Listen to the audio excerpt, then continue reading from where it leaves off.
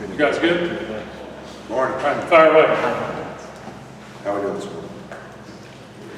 Great. What do we got? Well, obviously the Drake Jacoby situation, how did the conversations go with those guys? And could you at least tell us when you told them? They were told this weekend.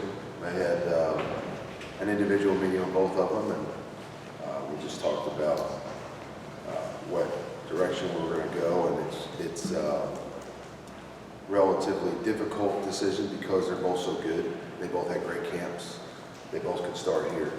And at the end of the day, on Saturday, somebody has to run out there first, and so that'll be Drake. And Jacoby will prepare the same way this week as if he's starting, and he'll be ready to play, and he may have to. So we'll let the game go the way it goes, and see what the situation provides. Mac didn't want to get into many specifics about them, but can you at least tell us one or two things both of them have done a lot better since fall camp started, where they are now, which makes them That's QB1? easy. I mean, both of them are. We really spent, and as much as it sounds like coach speak, at quarterback, you want to be consistently efficient. You know, we need to be consistent, and we want to be efficient on every play. And so that's something I harp on every day. It's something we talk about. It's something that I earmarked for them as an emphasis. So if you want to win the job, we need continuity when you're out there. We need to move the ball when you're out there. We need to score when you're out there.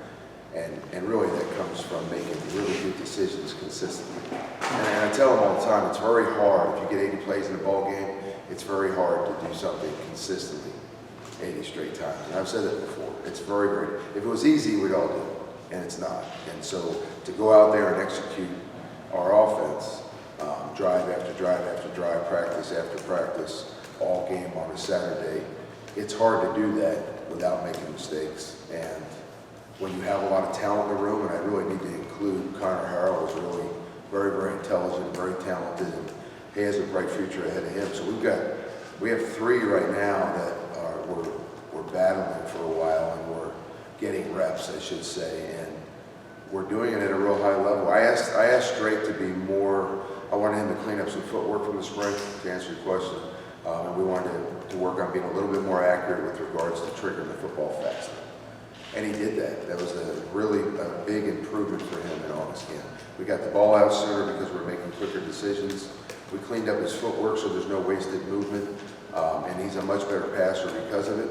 And he's doing a much better job, too, of just being consistent with regards to decision-making in the run game, decision-making with RPOs, decision-making with regards to protection and pass progression. You know, Jacoby, I think we asked him the same thing from a mental standpoint, right? It was the same charge for both of them. He threw the ball extremely well in the spring. You know, I wanted him to do a better job of run reading and doing some things off of pull throws on the run game. And he did. And, you know, it's hard. Like, picking a starter between these two is like choosing between my 9-year-old daughter and my 11-year-old daughter. It's just, you know, it's hard to do. And because they both right now can start and run this offense and run this team. And so we have our direction. We're happy with the improvement of both of them. We feel like we have two very, very good ACC quarterbacks, and we're going to let the game and the season take us where it does. So how do you see that going in game? Like, for example, this weekend, Max says that Drake's going to go out first. Like, what happens? At what point do you bring in Jacoby? How's that kind of look in your eyes as the offensive coordinator, and how you kind of juggle the two? It's really no different than any other position. I mean, we have a talented running back room. If a guy is out there and he's hot and he's playing well, we'll leave him out there. You know, really, when a guy is hot, the only time to take him off is when he needs a blow. You need to just give him a few plays off so he's fresh. And I don't know if the approach is any different at quarterback or receiver or tight end or the line. You know, we're going to try to play as many as we can at the other positions. We obviously don't want to rotate through at quarterback like you do at some of the other positions because of the nature of the position. But you know, Coach said it. I listened to him. You know, at the end of the press conference, he wants guys that are going to move the offense and are going to put the ball in the end zone. And so, if you have one struggling to do that, you'll probably see the other. Is it fair to say that it's still open? It's fair to say that Drake will take the field first, and then we're going to let the game dictate what we do after that. Okay. Phil, how did Jacoby take the news when he went home? You know, I've known Jacoby for 4.5 years now. and I've known Drake for over 2, so you have relationships with these guys, and it was hard for me. It's always hard for me.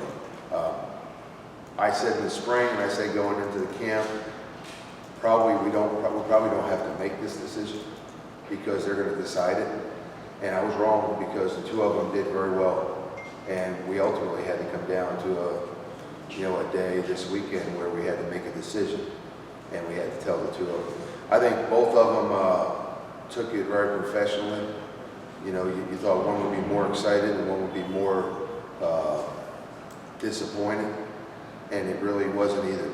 They both just kind of took it professionally, and I think they're both going to prepare this week the same way. I think they're going to continue to support each other like they have for the spring and the summertime, and I think they'll both be ready each weekend as we play. We'll play as needed. Mac mentioned that all 3 tight ends are effectively on the blue team for week 0. Do you envision using a lot of multiple tight end packages just to get all of them on the field? There's no question they're on the blue team, and there's no question that all 3 will play. Coach Lilly does a fantastic job at rolling through them based on situation and need and based on what the defense is doing. And then, we have some thoughts with regards to Kamari and John Copenhaver and Bryson Nesbitt. So some of the plays that we call, not necessarily earmarked for those guys, but we're going to try to lean towards their strengths while they're out there. Sam was in the top 10 in rushing in the ACC last year. How much do you anticipate? When we see a continuance of the quarterback position running as much, or do you feel like you want to scale that back some this year? So in this offense, really, you want the quarterback to be a great distributor of football. And I talked to Jacoby and Drake about that yesterday. And so you don't really want, in an air raid offense or even with a power running game, you don't want your quarterback to be a 1,000-yard rusher. Last year, that was a necessity. We lost 2,000-yard rushers. We replaced one with Ty Chandler. There wasn't another guy that we felt was playing at that level last year, and it became Sam Howell. It's also something that we do well. I will say this, when our quarterbacks do run this year, because it's a part of our offense, we're not going to stay up and lower our shoulder and do those type of things. And, Sam was a warrior for us last year, and he did the things he felt like he needed to do to win the ball game. And he gave us, 800-something yards rushing along with the rest of his production from the offensive standpoint last year. But I want, and I've said this to them numerous times this camp, I want Jacoby and Drake to get what they can and then get down, get up. We want to live to play another play. And so having depth is good. It provides us with the ability to do a bunch of things, but I want us to stay healthy as well. So that might be one difference in the Q run game this year different from last season.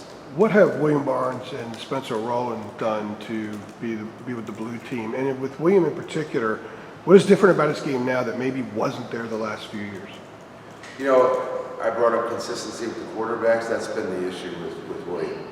And it's something that I talk to him about regularly. And Coach McNell talks to him about regularly. And I think he's very, very talented. He's an athlete. He can be physical when he wants to be. And so really the emphasis for him is to continue to improve technique. But I think the number one thing for him is as soon as he is able to, and he's been doing that lately, we've been happy with where he is in camp, as soon as he is able to lock in from play to play and play consistently both in the run game and in pass pro, I think William's going to be a really, really good offensive lineman for us. With regards to Spencer Rowland, he's living in a different world. I mean, he played, he played at a different level last year. He played in the Ivy League, and so I think he's seeing a different speed in the game right now, and that was an adjustment for him early on. But we're actually very happy with his progress, and we like where he is right now. So William and Spencer, along with Jonathan Adorno over on that side, are 3 that we're going to depend on and have had really good camps. So I think we're kind of coming to a place right now where we have some continuity on the offensive line. Is there a plan for Zach to get reps, or are you guys still working through Zach that? has gotten reps with the blue group the entire time, yes. I think right now, he missed a bunch of days, which kind of slowed his development a little bit. But right now, I think the 3 that you would see in there on that side initially would be Spencer Rollins, William Barnes, and Jonathan Adorno. We've been very happy with Zach's progress. I just think the delay that he had in camp here slowed him a little bit. Phil, I just wanted to clarify, Mac, I think said you told the quarterbacks today, but you're saying it was this weekend? Well, we made the decision this weekend, and I actually had a conversation with one late last night and one early this morning. Phil, For the timeline. sorry, didn't mean Yeah. to. You're talking about the difference maybe in the quarterback run game this year. Like, just overall, you had Sam for 3 years, every game, the last 3 years. Like, how do you see your offense maybe being different this year with just a new quarterback for the first time in a long time? I mean, it's certainly not going to be like a mirror image of what you guys did with Sam, I guess. Like, what do you see this whole thing looking like with someone different out there? Well, really what changes is the complexion of the offense. The offense never changes, but the offense is multiple enough to play to the strengths of the guys that we have. We brought up the tight end room. There's more depth there.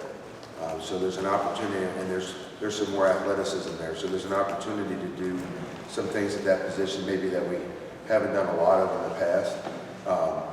Also, we haven't had the same depth. So when you don't have the same depth, sometimes you're getting into 20 personnel or 10 personnel, or you're doing some things to rest those guys. Well, we have 3 now, so we can really get into whatever we want, whenever we want to, and we have faith in all 3 of those guys. Having the depth in the running back room also, that was a luxury that we enjoyed 2 years ago.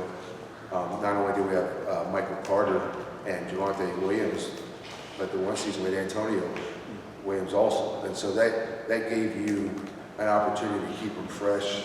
And so you were getting the best of those 2 guys every time they were out there. And I think that'll be the type of world that we live in with the running backs this year, because we can depend on 3 or 4 of them. And then at wide receiver, there aren't a lot of receivers on scholarship here right now in comparison to where we've been in the past. But there's a lot more depth at receiver, and a lot of them are a lot closer to being contributors for us right now. So we probably have a little more depth there than you would think, even though the numbers on paper don't necessarily show that. Coach, kind of going off the wide receivers, you mentioned you have a lot of depth there. What are some ways that you can distribute the ball to other receivers other than Downs to sort of free him up as the game's go on? Well, I think as some of the other guys develop, it will make it more difficult to bracket and double team Josh Downs, because I think there'll be some more established weapons this year. Gavin Blackwell's had a great camp. You'll see him on the field. J.J. Jones, Justin Olsen, you've got Kobe Payson has really taken a huge step since last year. He and Gavin Blackwell have been significantly better this year than they were last year, and they're all on the blue team and in the fray. And so you're going to see all those guys. And I can't tell you how much, because a lot of that's going to be, if we have a receiver that's really playing well and he's fresh, we'll leave him out there. If we have a guy that's struggling or can't get off press or is just not able to, he's not playing well, doesn't get it done, at least we have some other guys that we can go to. And that competition and that depth just allows us to be able to stay fresh in the game and utilize more players. I would envision Saturday and just about every week that we would use between 18 and 22 players throughout the offensive rotation of the game. And that's been our goal since we've gotten here, and this will be the first year that we probably hit those numbers. And Coach, kind of sticking with Josh, obviously last year he stepped into a new role, being the wide receiver 1 for your team. What have you seen in his offseason preparation, as now he is the alpha, and how is he sort of leading the other guys on the roster? Leading into last season, it was really the same. I mean, he's been pretty much the same. He is an absolute warrior between the whistles, and if anything, we've got to restrain him a little bit. I mean, he's probably more in danger of overtraining or overdoing it during the week than he is, not. So he's focused. He's a very intelligent ball player. I think he's learned the game. He's more involved in the intellectual part of it. He's more involved in understanding coverages and why and how defenses are doing things. We're going to continue to move around. We're going to continue to do some of the things that we did in the last year. I don't know if there's really much of a change. He's added a little bit more leadership, especially to the receiver room.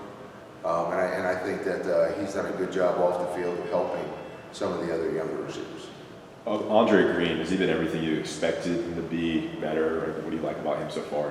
Could you expect to see him figure in there? So Andre is very, very strong for a freshman who just came off the high school field in the sun. So physically, he's more prepared maybe than most receivers, I think, to handle the game at this level. So that transition has not been a big issue. The transition has just been speed of the game and the mental part of it, like most freshmen. And so right now, I think what we're doing is we're still working with him from a mental standpoint, just getting everything down. And it's one thing to know your assignment on the play. It's another thing to know it so well that you're executing it with perfect technique and with knowledge of what they're doing on the defensive side. So he's going through the same learning curve that Omarion Hampton's going through, George Petway's going through, any of the young guys, especially the young guys that are going to play. And it'll be interesting to see how some of them respond this week, because camp has been real, but this week everything that we lay out there on the field is going to count or not count for Saturday. So it'll be interesting to watch Andre Green and Omarion and George perform and produce and prepare for Saturday's game. So how much he plays, I don't know, but you'll see it on Saturday. You mentioned the running backs. Coach Brown said DJ Jones is running with the ones now. Behind him, like, how's that competition going? What do you like about that? Who do you expect to be like the 2 or 3 guy? You said behind who?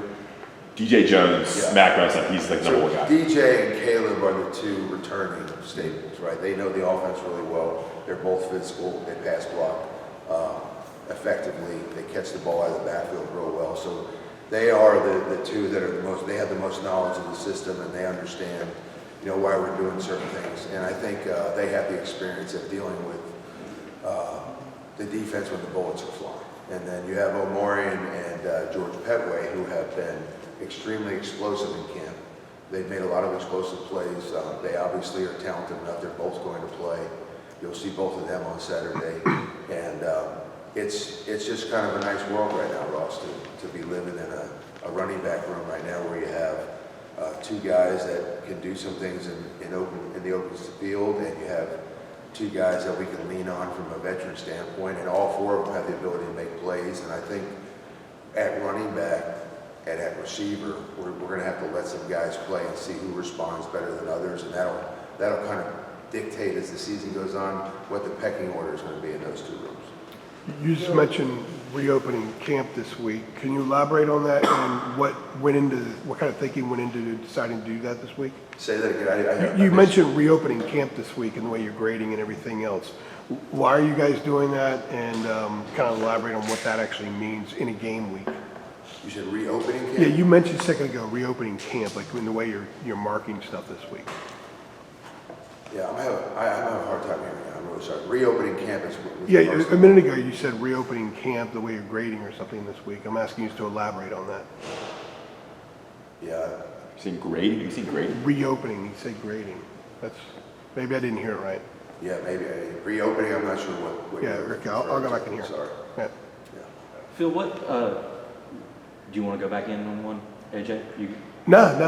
What were you want? Well, you had said something about going into camp this week and practice this week. It's sort of like reopening camp. That's what it sounded like what you said as far as grading, how you're still grading the guys this week. Because Mac even said with respect to quarterback that if Drake has a bad practice, then maybe Jacoby steps forward. So it sounded like you were heading in that Is direction. that something Max said? So here's what I would say. We had camp, right? We're going back into this week to get ready for Florida A&M. And a lot of the positions have been decided. How much they play has not been decided. Who starts at some of these positions has not been decided at every position. And so even though camp is over and you'd like to have all that stuff wrapped up by the end of camp, we have 3 or 4 more days to prepare. And I think we'll get there'll be a lot of input here from our staff with regards to how we handle the guys in the tight end room, the receiver room, the running back room, based on, how they're understanding the game plan and how they're practicing this week. And so, as difficult as it was to make a decision at quarterback, it's a good problem to have that we have to make some of those same decisions at receiver and at running back. So I guess what you're referring to, and I don't remember saying it, but reopening camp really to me is we are still evaluating some of our guys. Everything has not been secured and defined. And I like that because our guys are competing to try and find a spot where they can contribute on Saturday. Yeah, I may not have heard right. That's one reason why I was asking a little bit more clarity. And I wasn't giving you a hard time. I just didn't know what you're asking. Understood. Yeah. How do you balance the lack of security maybe in position, but also not wanting guys to look too much behind your shoulder for the next guy that could be in line?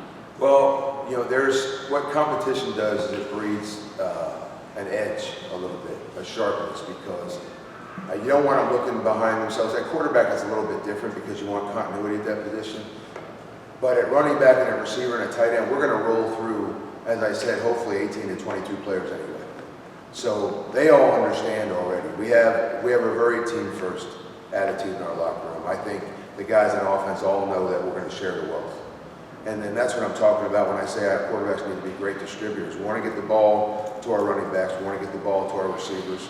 We're obviously going to get the ball to our slots, and the tight ends are a big factor in that whole equation this year also. So there's going to be games where some guys have bigger statistical games than others, and I think we all understand that if they have to defend all of them, if you've got to defend all 5 skill guys on the field, and the quarterback's doing a good job of just, without discrimination, distributing the ball to each of them, then the defense has to defend the entire field, and they have to defend all of our personnel. And from a philosophy standpoint, that's where we want to be offensive. Last year we didn't feel like we had 5 equal weapons at all those skill positions, and that means it increased the workload for Sam Howell. This year I think we are in a much better place in the receiver room with a lot of the same people. And I think some of these freshmen that have come in have added some playmaking ability and some explosiveness that we lacked last year. And so our quarterbacks have more weapons. So if we do our job, in a perfect world, I'd like them all to have 3 or 4 catches, and they all have 15 to 18 carries, and everybody gets involved, and everybody gets in the end zone. And that makes us the most difficult to defend, and that's really the world that we're trying to live in. Phil, you've been calling plays a long time and coaching quarterbacks a long time. With Drake, and just respect to him being named the starter, what sorts of nuggets of info are you telling him heading into this first start? Like, what did you tell him when you told him he was going to be first up? Like, what little advice are you giving him? So I think that it's a little different right now with where Jacoby and Drake are. When we decided to start Sam had been on campus for half a year. These guys have been here for a while. They have the advantage of having been behind Sam and learned from Sam and watched Sam, and they've had countless more reps than Sam had along their trek here to prepare for playing. So Jacoby and Drake are much further along the learning curve than Sam was when he started as a true freshman. And I think there's a calm there's a confidence, and what I told them both is that we're now in season. They're playing quarterback at the University of North Carolina. The spotlight's going to be brighter now. The attention's going to be a lot more intense. I think people want to hear what they have to say now, and that stuff takes up a lot of time. And so my only advice to both of them was the true trick of doing this thing professionally and doing it the right way is to block out the outside noise and continue to play and practice and prepare with the edge that they've had. And they got to be able to lock in and focus and practice the same way that they were when they were competing for the job. And that sounds easy, but that's not easy to do. And I think these guys are mature enough to do it. And I'm really looking forward to what the next few weeks, how they play out with these 2 guys. Phil, the game is a lot different than when Mark Maye was quarterbacking here, but given kind of the quarterback pedigree, in what ways do you see that kind of manifested in Drake? Is there anything that, you feel like he kind of inherited that goes into maybe the leadership that he carries in the quarterback? Well, to know the Maye family is, I would say that the 3 things that come to mind initially in my mind is just a very high character family, so that's what you're getting out of Drake. Drake's very intelligent. I know Luke was obviously a very intelligent basketball player. His dad was, he played quarterback here and did a good job. And I know we talked to him last night as well, and he didn't jump for joy when we told him either. We said that your son's going to start at FAMU, and I just wanted to inform you of that. And he kind of took it the same way Drake did. It was professionally, and it was with some poise. And so, the other thing, to finish answering your question, is this is an extremely competitive family, and Drake is as competitive anybody I've coached. You know, I told him last night, late last night when we met, I said, one of the things that I remember was on recruiting weekend where he was hosting. We're at Coach Brown's house and he was there to host and to help us recruit. But he could not get away from the ping pong table. He was competing and he's sweating and he's dripping all over Coach's floor and he's working on serves and he just lost it. He could not get away and go back to recruiting at that point. And I just remember just really realizing, if you said, I'll get to the doorknob over there before you are, he's gonna beat you as much as he can to get there. He wanted to win every ping pong game. He wanted everything that he does. He's just ultra competitive. And that's the way he plays the game of football. And that's what you want in your quarterback. And Jacoby's that way. Sam was that way.